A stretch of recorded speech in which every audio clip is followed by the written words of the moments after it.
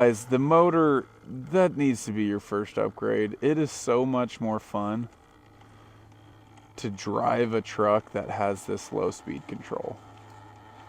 It really, really is. If this is your first truck and you're wondering what to do,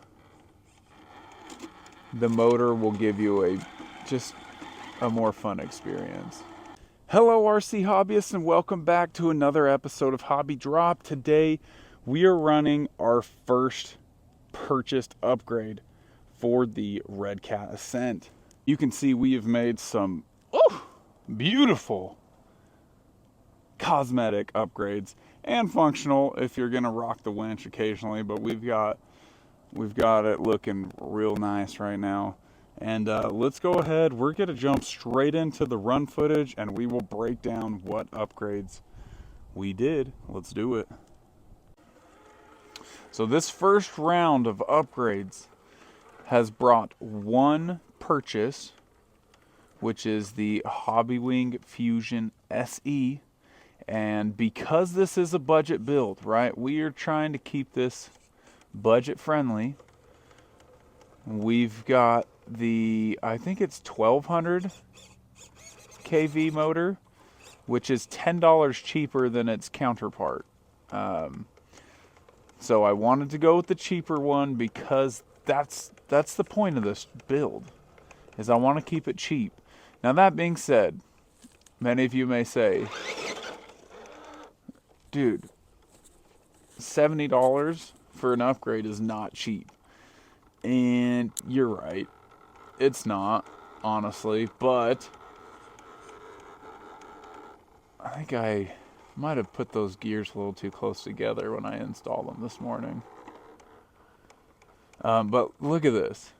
Look at the creepy, crawly, slow control that you get.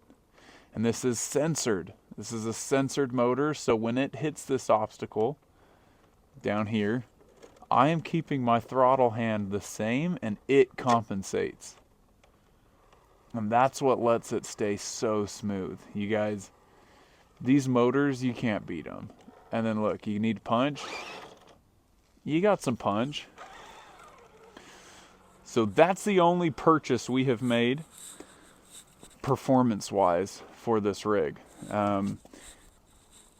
If it weren't for my buddy Cameron over there at Desert RC, we would be paying for all these beautiful accessories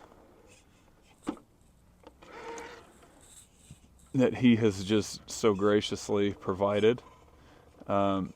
This little kinetic winch line, as well as the Desert RC roof rack.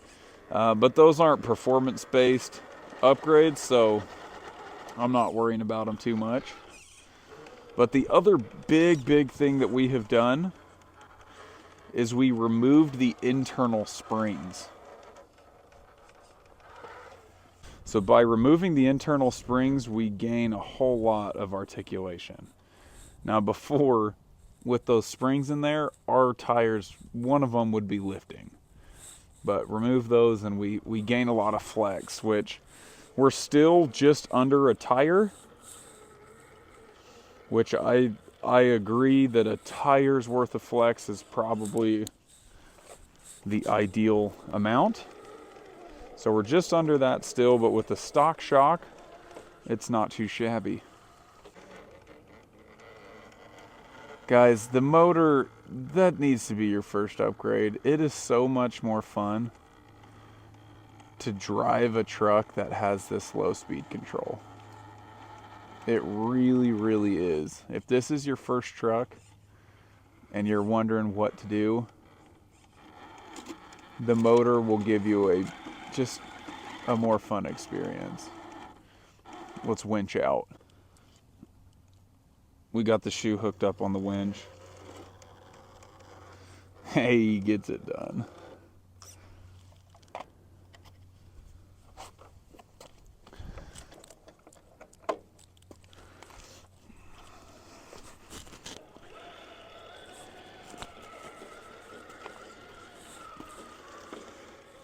So that's why for me, like someone could make an argument that, you know, new wheels and tires is a better first upgrade. Because if you can't, like if your tires don't have traction, it doesn't matter how good your motor is. And there's truth to that. But to me, I just have a more enjoyable time when I can move slow like this and actually control what the truck is doing, instead of just having to, you know, full throttle it everywhere.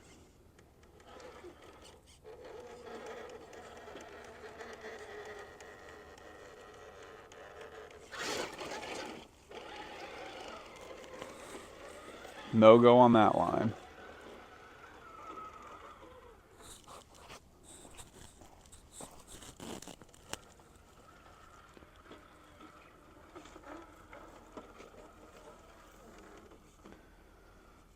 Okay, removing those springs, giving us a little more flex to be able to handle that, as well as right there. Yeah, definitely got something weird with my gear mesh. I'll alter that.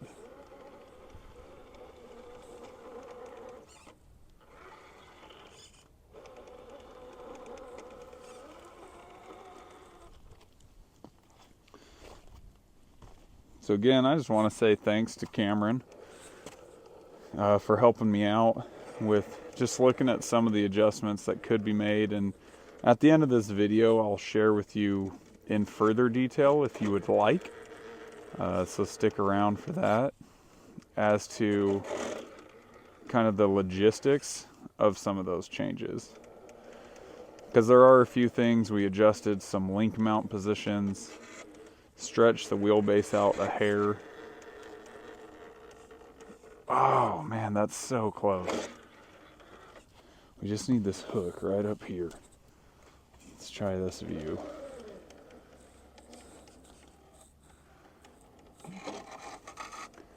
Need that top driver's side tire to grab that ledge. Oh.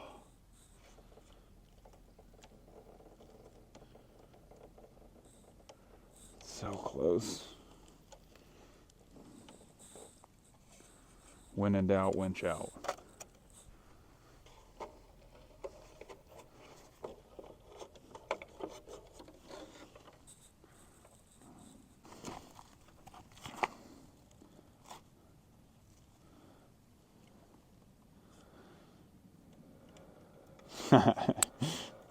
Dude, that winch is fun. It just keeps the nose down that little bit. I've never messed with a winch.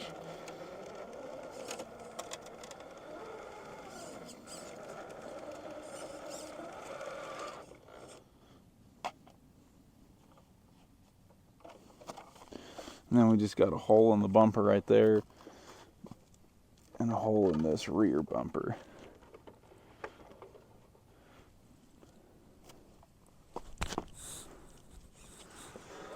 So thanks, Cameron, for the winch. Go check him out, Desert RC. He's got the YouTube channel and a website, because he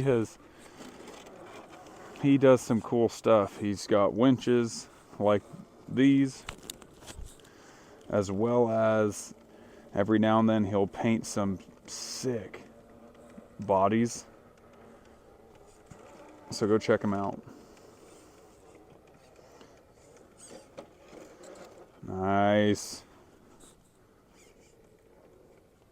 See that downhill? You guys remember what this Ascent was doing downhills before. It was flying down them. But now we can take it nice and easy.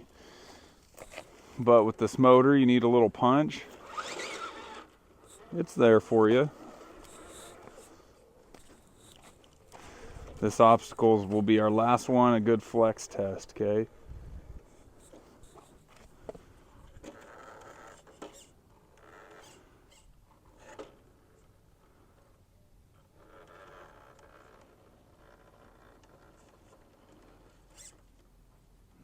Nice balancing act across there.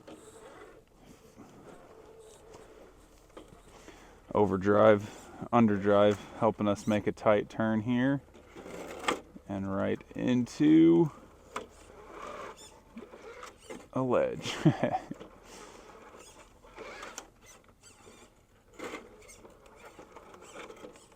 There it is.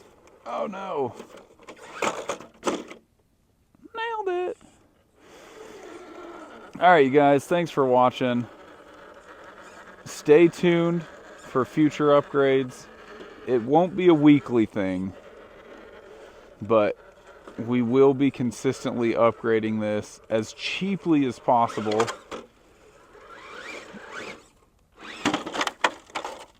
Oh, we're falling apart. We're going to upgrade as cheap as possible so that we can keep this budget friendly. So for those of you who are like me and you're worried about spending tons and tons of money, you don't have like $500 to just drop on upgrades all at the same time, like, or if you just like to do one at a time and see the difference that it makes, follow along, because that's what we're doing with the Redcat Ascent. All right, so let's dive into a little more detail as to all of the changes that we made. Okay, we've got the cosmetics, obviously you already saw that. Shout out to Cameron over with Desert RC. Go check out his YouTube channel. He does awesome content, but he also creates some of the most just clean builds around. You can buy bodies from him. He's got aftermarket accessories, all the above. So go check him out. But that's just cosmetic. Another thing, so over with Cameron, I left my truck with him and he just started tuning and having fun. Like, super awesome guy. Really appreciate him. Another thing he did, he just put a little magnet on the back of the bed here, so when you remove your body pins, they will stay in place right there. So that's cool. So we're gonna go ahead, pull the winch off, and check out what we've got. Okay, there is our Hobbywing Fusion, the Quick Run SE brushless. Okay, this is a 2-in-1 system, so you can see I no longer have a bulky ESC up here not by the servo. I've just got my battery, so we have moved that weight forward and off of the sliders, which is a nice little, you know, forward weight bias upgrade there. Now, other things we did. I flipped the shocks upside down. That just gets a little bit of weight lower. Nice free upgrade. I put some rubber bands on the front. Basically a free upgrade. Let's turn this over. So these little connectors right here, where the lower links mount, were actually flipped the other way, so they would hang down below the axle, which seemed silly. So we went ahead and just flipped those up, and in doing, we realized, Cameron and I, he was helping me out with all of this, that we had to then extend the links. You can see we just unscrewed them a little bit on either side, because this angle was like really harsh right here. It's still a little aggressive, but anymore, and we're stretching the wheelbase out quite a bit. Right now we're sitting at about 12 3/4 as opposed to the like just over 12 1/2, or in and around there. We're about a 1/4 inch longer of a wheelbase now, but that's just a stock mod that you can do. We did it front and rear. I just want to clarify, these links are in fact supposed to be wishboned like this. Don't rotate them like your typical high clearance link, or else you're going to have issues with your drive shaft. They are supposed to be wishbone to help from things binding up. But yeah, you guys, that's what we have done in this round of upgrades. Oh, duh. We removed the internal springs. So you have to take the shock apart. Your front, you do have to remove like the whole hub here. So you take that off and the whole tire and part of the drive shaft or the axle will slide out to get to a tiny little grub screw that's like right there. So that was a little weird. I was not expecting that. But yeah, thanks for watching.